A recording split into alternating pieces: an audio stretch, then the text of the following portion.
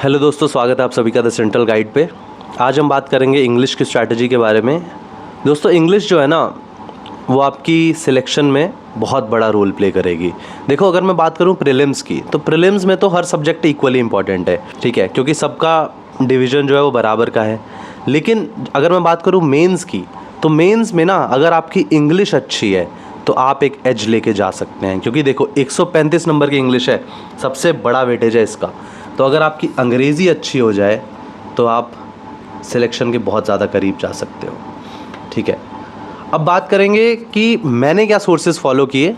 देखो, सबसे पहले ना टीचर्स की ही बात कर लेते हैं, ठीक है। मैंने कौन से टीचर्स से पढ़ा, ठीक है। नीतू मैम की वॉल्यूम 1 खरीदी थी, मैंने उससे पढ़ा, ठीक है। ऑल्दो उसके बाद जब मैं मॉक्स देता था तो बहुत ज़्यादा नंबर नहीं आ रहे थे, तो अमन सर की एक प्लेलिस्ट है यूट्यूब पे फ्री में पड़ी हुई है, मैंने वो देखी, ठीक है। उससे मेरा ग्रामर काफ़ी इंप्रूव हुआ, ठीक है। उसके अलावा रीडिंग मैं न्यूज़पेपर तो पढ़ता ही था, ठीक है। और साथ में वोकैबलरी के लिए मैंने रानी मैम का समुद्र मंथन, उसकी भी प्लेलिस्ट मुझे यूट्यूब पे मिल गई थी, तो मैंने वहाँ से किया था। उसकी PDF भी मैंने टेलीग्राम से ढूंढ ली थी और वहाँ से ही फिर मैं उसे रिवाइज़ करता था, ठीक है। तो ये चीज़ें मैंने करी। तो यहाँ से आपको पता चला होगा मैंने 3 चीज़ों का जिक्र किया: ग्रामर, वोकैबलरी एंड रीडिंग। यही 3 चीज़ें हैं दोस्तों इंग्लिश में। ये 3 चीज़ें अगर आप कर लेते हैं तो आप सिलेक्ट हो जाएंगे। सबसे पहले चीज़ है दोस्तों ग्रामर, ठीक है। अब ग्रामर में अगर किसी की इंग्लिश मोर देन एवरेज है, ठीक है, तो मैं आपको सजेस्ट करूँगा आप नीतू सिंह वॉल्यूम 1 खरीदिए, ठीक है। नीतू मैम की बुक है, बहुत अच्छी बुक है।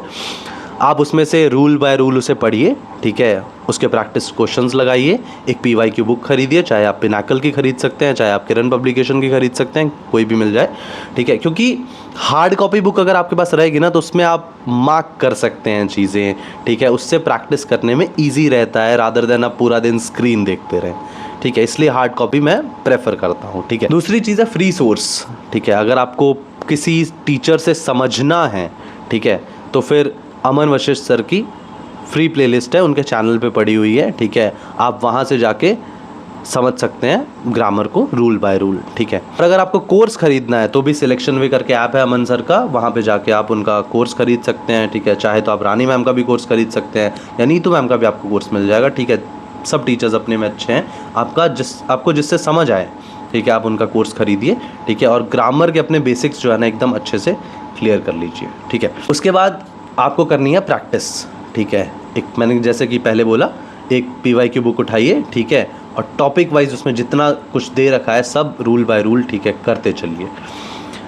आगे आता है दोस्तों वोकैबलरी, दूसरा पार्ट है ना। वोकैबलरी के लिए अगर आपको सीधा सीधा आपको लगता है कि आप क्रैम कर सकते हैं, ठीक है, आपको रट्टा मारना आता है, तो फिर तो ब्लैक बुक उठाइए, उसमें जितनी वोकैबलरी है एकदम घोट के पी जाइए, ठीक है। Anto, syno, one words, idioms, spellings, phrasal verbs सब कर लीजिए। और अगर आपको लगता है कि नहीं यार मुझसे क्रैमिंग नहीं होती है, ठीक है, मुझे किसी के कोर्स से वोकैबलरी करनी है, ताकि वो टीचर्स होते हैं ना थोड़ा सा ट्रिक बता देते हैं कि अच्छा देखो बच्चों ये ऐसा वर्ड है, ये ऐसा वर्ड है, थोड़ा सा हेल्प मिल जाता है।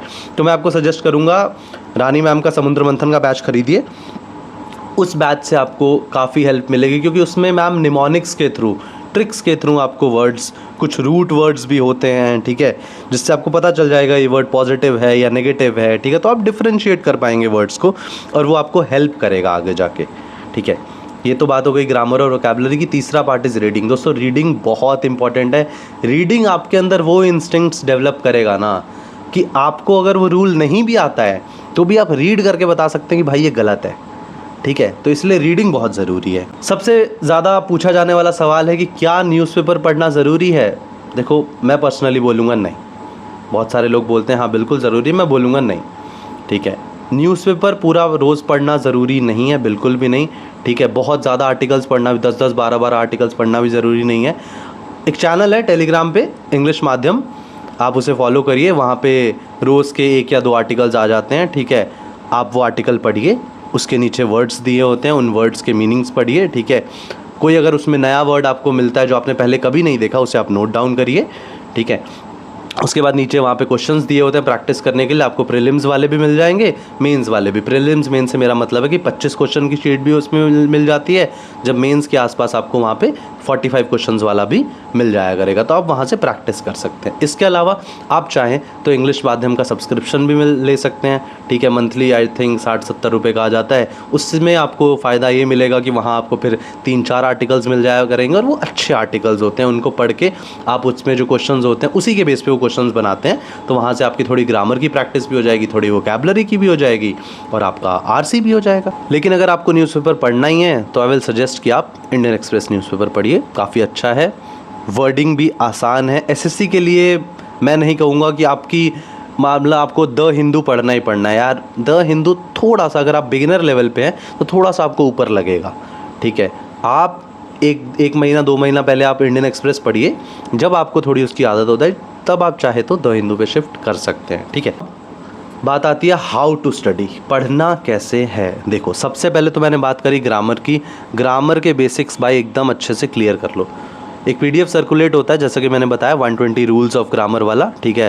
रानी मैम का भी मिल जाएगा आपको, निमिषा मैम का भी मिल जाएगा, ठीक है। कहीं भी बहुत सारे ग्रुप्स में पड़ा हुआ है। वो 120 रूल्स तो एकदम आपको अच्छे से आने ही चाहिए, क्योंकि वो मस्ट है यार, वो एकदम बेसिक रूल्स हैं और वो बहुत ज़्यादा क्वेश्चन में रिपीट होंगे, ठीक है। उसके अलावा वॉइस एंड नरेशन, ठीक है।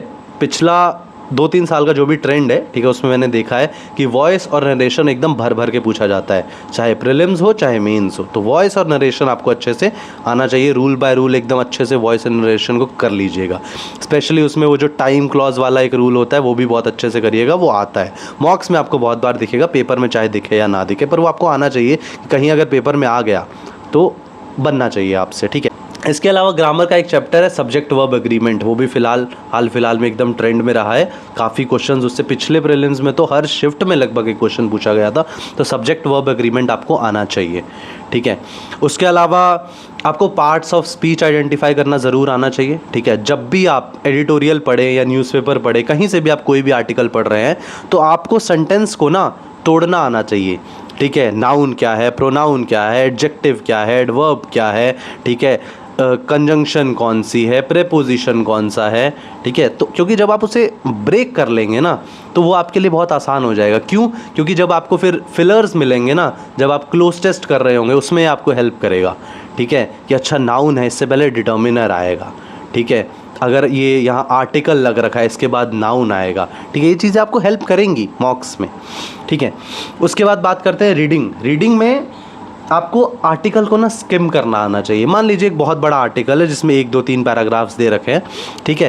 तो जब आपने वो 3 पैराग्राफ्स के आपको पूरे पूरे पढ़ने नहीं, पहली बार में ना एक नज़र में ज़रा उसे स्किम करिए, ठीक है। एकदम ऊपर ऊपर से पढ़ने वाला जो है ना वो करना है आपको, कि अच्छा पहले पैराग्राफ में किस चीज़ की बात हो रही है, क्या दे रखा है, टाइमलाइन क्या है, ठीक है, ये पैराग्राफ किस बारे में बात कर रहा है, ठीक है। धीरे धीरे जब आप आर्टिकल्स पढ़ते जाएंगे ना, 1 2 10 20 50 आर्टिकल्स जब आप पढ़ लेंगे थोड़े दिनों में, तब आपको एक आइडिया लग जाएगा कि हाँ स्किम करते कैसे हैं, और आप कोशिश करिएगा उसे, ठीक है। बिल्कुल मैं नहीं कह रहा हूँ कि पहले दिन से स्किम करना, नहीं, ऐसा नहीं, पहले दिन से स्टार्ट नहीं करना है। 10-12 दिन 15 दिन पढ़ लीजिए, लेकिन उसके बाद आदत बनाइए। क्योंकि अगर वहाँ एक बहुत बड़ा पैराग्राफ आ गया ना भाई साहब, जिसमें 3-4 पैरा दे रखे हैं, तो क्या आप पूरा पढ़ पाएंगे? ज़रूरी नहीं है कि आपके पास उतना टाइम बचे ही बचे, ठीक है। तो आपको स्किम करना आना चाहिए, क्योंकि क्वेश्चन के हिसाब से, जैसे हम स्कूल में करते थे ना कि क्वेश्चन देखा, क्वेश्चन के हिसाब से गए आंसर ढूंढने के लिए, ठीक है, वो चीज़ करनी है। तो वो अगर आपको स्किम करना आता है तो आप ढूंढ लेंगे, ठीक है।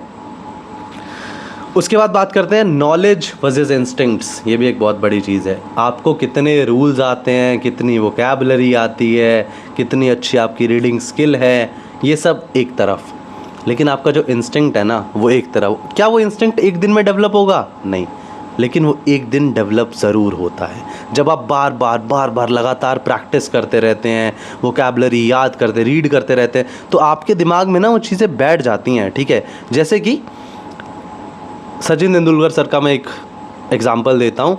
उन्होंने स्ट्रेट ड्राइव इतनी प्रैक्टिस करी होगी कि जब वो बॉल उस लाइन पे आती होगी ना, उनका बैट एकदम खुद से सीधा जाता है। या विराट कोहली, ठीक है, जब वो कवर ड्राइव मारते हैं ना, वो एकदम उसमें मास्टर क्लास हासिल कर चुके हैं, क्योंकि उन्होंने उस चीज़ की प्रैक्टिस बहुत ज़्यादा करी है। तो वो उनका इंस्टिंक्ट है कि बॉल अगर उस लाइन पे आएगी, उनका बैट अपने आप उस दिशा में जाता है, ठीक है। तो उसी तरह जब आप प्रैक्टिस करते रहेंगे तो फिर आपके भी इंस्टिंक्ट उस तरह से डेवलप हो जाएंगे कि कभी कभी ऐसा होगा कि आपको वो रूल नहीं आता था, आपको उस वर्ड का मतलब भी नहीं पता था, लेकिन आपने गेस सही कर लिया। ठीक है, और गेस से मुझे याद आया कि क्या हमें तुक्का मारना है। बहुत सारे बच्चे पूछते हैं कि तुक्का मारना ज़रूरी है क्या? अरे बिल्कुल नहीं भाई। देखो, एक चीज़ होती है तुक्का, एक चीज़ होता है ऑप्शन एलिमिनेशन। दूसरे वाले को प्रेफर करो, eliminate the options as much as you can do. 4 option दे रखे हैं ना, देखो यार, कई बार तो आपको सीधा सीधा मिल जाएंगे, ये तो बिल्कुल नहीं होगा, बच्चा कौन सा ये, क्या मुझे वो आता था? अरे नहीं यार, मुझे नहीं आता था, बट मैंने कर दिया ना, ऑप्शन एलिमिनेशन है। ठीक है, तो मैंने बताया ना आपको, ये चीज़ें करने से आएंगी, प्रैक्टिस से, बार बार। ठीक है, इसके बाद स्पेलिंग्स दोस्तों बहुत, मतलब एकदम मेरा तो दिमाग खा गया था वो चैप्टर। ठीक है, मेरे स्पेलिंग्स बहुत गलत हुए हैं, इसलिए मैं आपको कहूँगा स्पेलिंग्स बहुत अच्छे से करिए। ठीक है, स्पेलिंग्स बहुत इंपॉर्टेंट है। स्पेलिंग्स में मैं बहुत ज़्यादा आपको नहीं कहूँगा कि अलग अलग जगह से करिए, प्रीवियस ईयर जो आ रखे हैं। ठीक है, बहुत सारे टेलीग्राम ग्रुप्स में आपको मिल जाएंगे, आप चाहे मेरा टेलीग्राम ग्रुप ज्वाइन करिएगा, मैं उसमें भी डाल दूंगा वो PDF। ठीक है, जो प्रीवियस ईयर कुछ 300-400 स्पेलिंग्स हैं जो बहुत ज़्यादा पहले, तो वो कर लीजिए, वो तो एकदम आपको अच्छे से आने ही चाहिए। उसके बाद कोई नया स्पेलिंग आएगा और जो आपको मॉक में मिला उसे आप चाहे नोट डाउन करके रखिए, लेकिन वो 300-400 वर्ड्स तो आपको आने ही चाहिए। ठीक है, वो एकदम आपके गलत नहीं होने चाहिए। इसके बाद बात है कि मॉक में कितनी देर में इंग्लिश हो जानी चाहिए। देखो दोस्तों, अगर आप प्रीलिम्स का मॉक दे रहे हो तो मैं कहूँगा कि 10 मिनट मैक्सिमम टाइम है। ठीक है, 10 से ऊपर नहीं लगने चाहिए। ठीक है, हाँ एक्सेप्शनली, मतलब मान लो कि बहुत मुश्किल आ गया है, क्लोज टेस्ट बहुत टफ है, RC बहुत टफ डाल दी उन्होंने। ठीक है, प्रीलिम्स वाले में मैं बात कर रहा हूँ, तो आपको चलो ठीक है, अब सेक्शनल टाइम है ठीक 15 मिनट का, तो आप 12 मिनट 13 मिनट तक जा सकते हो, लेकिन 8 से 10 मिनट में आइडियली इंग्लिश हो जानी चाहिए। ये आप अपना टारगेट बना के रखिएगा। और मेंस की अगर मैं बात करूँ तो इस बार हो सकता है कि शायद 30 मिनट ही आपको मिले, लेकिन अगर आपको 30 मिनट नहीं, पूरा मतलब 1 घंटा मिलता है GS प्लस इंग्लिश के लिए, तो आप कोशिश करिए कि 40 मिनट में आपका इंग्लिश जो है वो मैक्स टू मैक्स हो ही जाए। ठीक है, 40 मिनट्स बहुत ज़्यादा है। ठीक है, बाकी अगर 30 मिनट मिलेंगे तो फिर हम उसकी भी स्ट्रैटेजी बताएंगे, कैसे करना है, क्या स्किप करना है, क्या नहीं करना है, वो तब की बात है। ठीक है, उसके बाद हाँ, एक चीज़ और, सिली मिस्टेक। इंग्लिश में भी सिली मिस्टेक बहुत होती है। कैसे? कई बार क्या होता है ना कि दिया कुछ होता है, हम पढ़ कुछ लेते हैं। ठीक है, हमारा दिमाग ऑटो करेक्ट पे ऑलरेडी चल रहा होता है।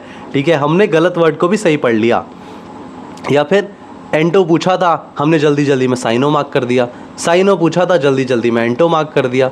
ठीक है, ये वाली गलती नहीं करनी है। ठीक, क्वेश्चन ध्यान से पढ़ना है, एकदम कहीं पे लिख लेना इंग्लिश के पहले पन्ने पे।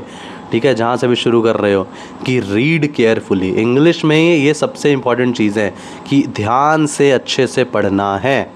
ठीक है, यही चीज़ें हैं दोस्तों यार, मिला जुला के मेरे ख्याल से मैंने सारी ये चीज़ें कवर कर ली हैं। ठीक है, आप अच्छे से प्रैक्टिस करिए। इसके अलावा आपका अगर कोई डाउट हो तो आप कमेंट सेक्शन में मुझसे पूछ सकते हैं, मैं कोशिश करूँगा आपके डाउट्स रिजॉल्व करने की। इसके अलावा आप चाहे तो मुझे इंस्टाग्राम पे DM कर सकते हैं, द सेंट्रल गाइड नाम से ही मेरा पेज भी है। और आप मेरा टेलीग्राम चैनल ज़रूर ज्वाइन करिए, वहाँ पे मेरे और भी बहुत सारे दोस्त हैं जो सिलेक्टेड हैं अलग अलग स्ट्रीम्स में, अलग अलग जगह पे, वो लोग भी आपकी बहुत सारी हेल्प करेंगे। ठीक है, आप जो भी डाउट हो मेरे टेलीग्राम ग्रुप में मुझसे पूछ सकते हैं, जिसका लिंक आपको मेरी बायो में भी मिल जाएगा और इस वीडियो के डिस्क्रिप्शन में भी मिल जाएगा। अगर आपको ये वीडियो पसंद आया हो तो इस वीडियो को लाइक ज़रूर करें, अपने उन दोस्तों के साथ शेयर करें जो प्रिपरेशन स्टार्ट कर चुके हैं या करने वाले हैं। ठीक है, चाहे कोई स्क्रैच से शुरू कर रहा हो या कोई रिपीटर हो, ये स्ट्रैटेजी सबके काम की है। ठीक है, तो इस वीडियो को शेयर ज़रूर करिएगा, लाइक करिएगा, और थैंक यू वेरी मच।